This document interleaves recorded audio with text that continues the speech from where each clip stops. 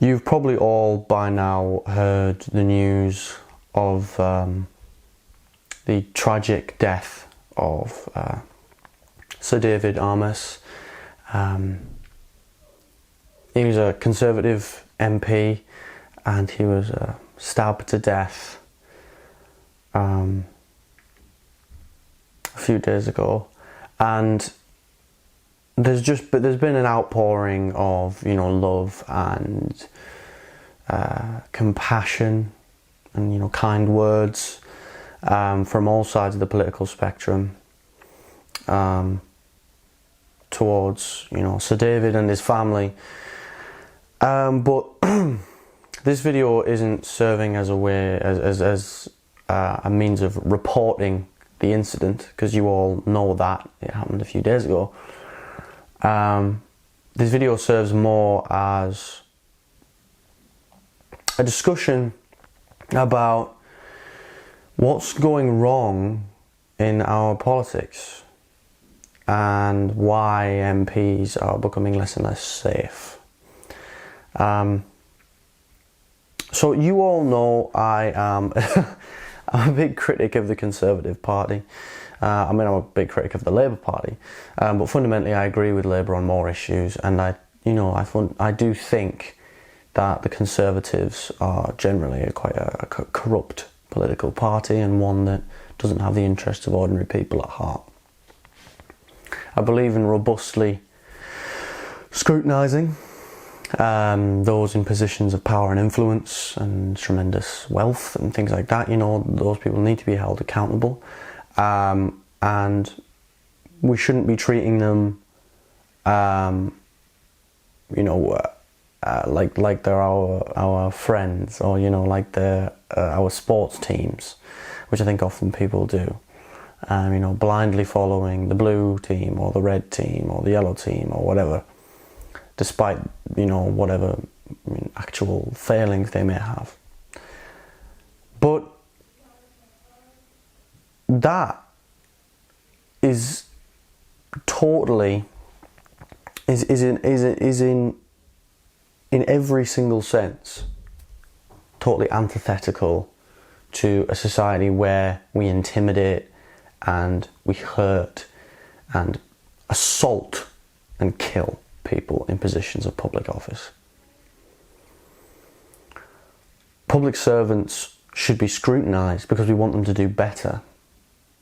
We want them to be more responsive to the needs of the general public. We want them to serve the needs and the hopes and desires of the British public.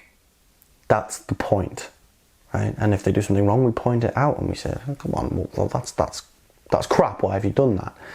And then if they give a reasonable explanation, we say, all right, okay, fair dues. And if they don't, then, well, tough, we're going to vote you out.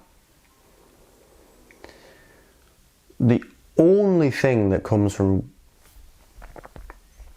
acts of violence and intimidation against public servants, the only consequence of that is they become more disconnected from the public.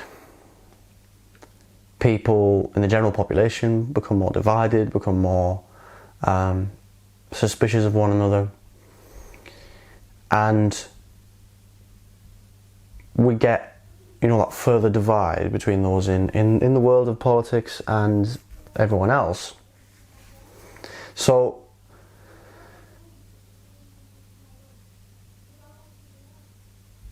it's an incredibly dangerous thing for democracy when public servants can't just go about their business and do their duty, when they can't just speak to constituents. That's a really, really dangerous thing. I saw some people on Twitter saying that every MP's constituency surgery should have a constant police presence.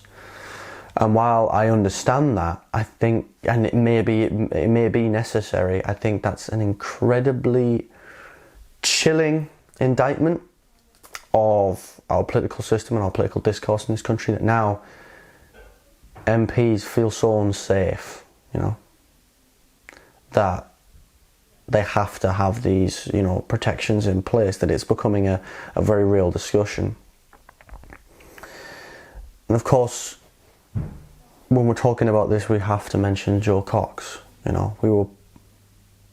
were all, I think, hopeful after she was murdered in 2016 that things were going to change.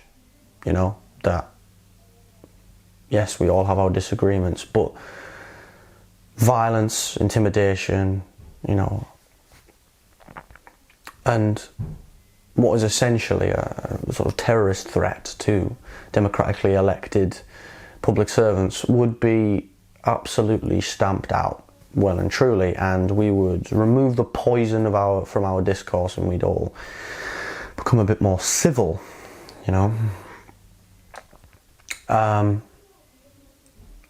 but it seems like that very much hasn't happened. Potentially it's gotten even worse, and Sir David Amess, of course, is the latest sort of victim of that. I send all my love and my thoughts and my prayers to Sir David's family, his friends, those people that he knew that loved him. I can't imagine what it must be like. But it's bigger than one man. This is a threat to our entire democratic process. All MPs are scared right now. Certainly the ones who aren't in, cabinet positions. There have been threats repeated time and time and time again over the past few years against so many different MPs. I mean, online threats made against Diane Abbott and David Lammy are astronomically common and really disturbing as well. But it happens to all MPs, on the right, the left, the middle, doesn't matter, literally everyone. I think we can all agree, at least I certainly hope we could, that that's not just despicable and totally deplorable behaviour on a human, just moral level. It's also absolutely no way to conduct politics, to threaten people and insult people. I mean, in the heat of the moment, sometimes you throw around insults. I know I have, when I'm angry at something a politician has done. But sending threats to people, racist language, bigoted language, saying that you're going to do horrific things to them or their loved ones or whatever, it goes without saying that it has absolutely no place in our politics, in this country or indeed any other. And I think we need to realise this isn't just a problem with ordinary people as well. When I say ordinary, they're obviously not ordinary if they're threatening MPs, spending all their time doing that and stuff. But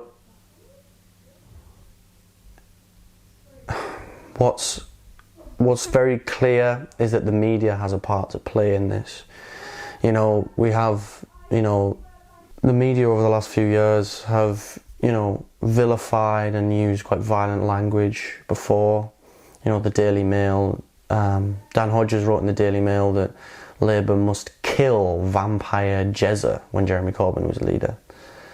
And I believe that was shortly after the murder of Jo Cox, in fact. So it was totally distasteful then. Would have been any time really, but calling Supreme Court justices or judges enemies of the people in the national newspaper, the media. I can't remember which specific paper it was that, and which journalist wrote that. But the list goes on and on and on and on. And these are headlines that were made, and people have said horrible things referring to refugees and immigrants as cockroaches or rats or something like that. This is very fascistic language. This is a call to arms, a call to violence for the worst kinds of people in our society. We have to do better. We have to. We have to. And, you know, on this show we always talk about how you know, politicians need to do better. And they do, right? Without a shadow of a doubt they do. Let's be 100% transparent about that. Politicians are not blameless in the poisoning of public discourse. But we as the general public and people in the media need to take a decent chunk of responsibility as well. And until all three of those groups,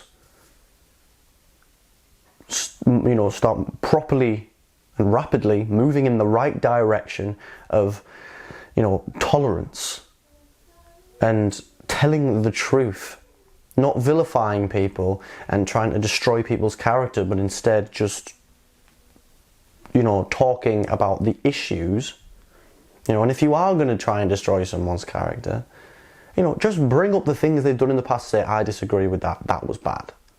You know, don't say that the party must kill them. And I know that was metaphor. I know that was, you know, I know that wasn't literal. But you can't write things like that. And then, of course, you had that incident, I think it was a year and a half, no, must have been a few years ago now, of soldiers in the British Army shooting, doing target practice with a massive picture of Jeremy Corbyn. A man who at the time could well have become their Prime Minister. He was leader of the Labour Party. He very nearly became Prime Minister in 2017. You know, that, I mean, this is a problem at every single level, with every part of public life and people on the left, the right, the middle. It is hugely important that we start addressing this. The media absolutely needs to stop vilifying and making people out that threaten their own hegemony and their own power to be terrorist sympathisers and the devil incarnate or Stalinists or whatever. You know, people saying Jeremy Corbyn was riding a Maoist bicycle. What the hell does that even mean? I'm using Jeremy Corbyn a few times as an example just because that is what's come to my mind. And that, you know, the media tends to vilify people on the left more. But this kind of hatred and division, as we've seen with the tragic death of Sir David, is very dangerous for a lot of politicians on the right as well. You know, the public, we have to start actually talking to people about this. And if you're having discourse with someone and they say something, you know, troubling, like, you know, violent or dehumanizing to another group, you have to call that out. You have to call that out. The government has a responsibility, the media has a responsibility, we have a responsibility as the public. And I just hope that, you know, things start to change now, because it's an assault on democracy. So David, he was in a church doing his official duties as a public servant. In a church. He was a man of God. He was a Catholic. A proud Christian. And he was just doing his job. And someone killed him.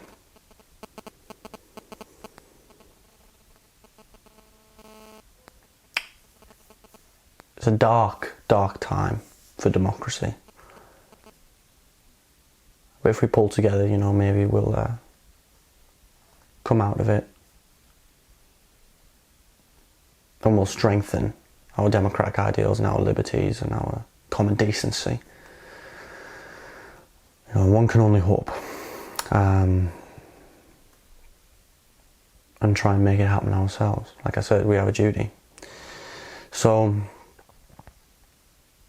I am interested to hear your thoughts on what we can do to try and improve discourse in this country, try and, you know, make it safer for MPs, and things like that. I'd love to hear your thoughts. leave them in the comments if you want to.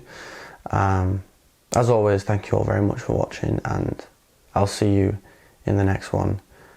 Rest in peace, Sir David Amess.